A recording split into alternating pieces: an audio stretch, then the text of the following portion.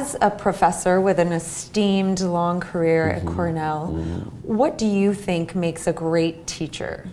I think a great teacher, I'm not sure I am one, but I think a great teacher is made by the same thing that makes great leaders, I think, guts. Among the things, the most important to me is empathy. And let me tell you a very quick story. When I was very young, I started teaching at Cornell, and I had my PhD at a young age. I'd forgotten I'd barely got out of high school, but that's okay. I mean, I'd fool myself at that moment. Yeah. And I remember that I would enjoy a lot this sense of my presence. And one day a student came to talk to me. I was sitting there, and I realized, my God, that student is actually a little fearful, maybe a little awe. And he's not comfortable in his skin around me.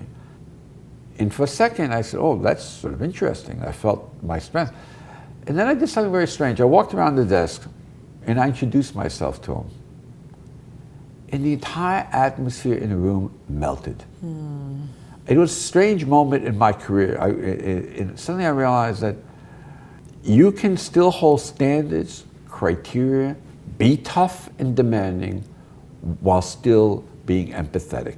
And I think at the core, if you listen and try to listen and understand what other people are coming from, I'm sure we'll get to some other stuff and political stuff later, but the point is, even in any situation, if you begin to, at the core, it's empathy. I used to, after that point, I used to get up in front of my class, and I haven't taught a big class in years, and I used to say something to the effect of saying, welcome to my class, ba-boom, ba-ba, and said, I speak really, really quickly, and et cetera, and I grew up in Brooklyn, New York, and et cetera, and some of you will have trouble understanding me. If you do, you're to stop me, and you're to tell me I speak really quickly, and you are mumbling your words, can you please go again? That is your obligation in this classroom. My obligation is to listen to you and be empathetic.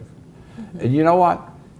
Even if you speak quickly and they don't stop you, at least you sent a message that you give a hoot. And I think leaders need to do that. Leaders and teachers, great leaders and teachers need to do that.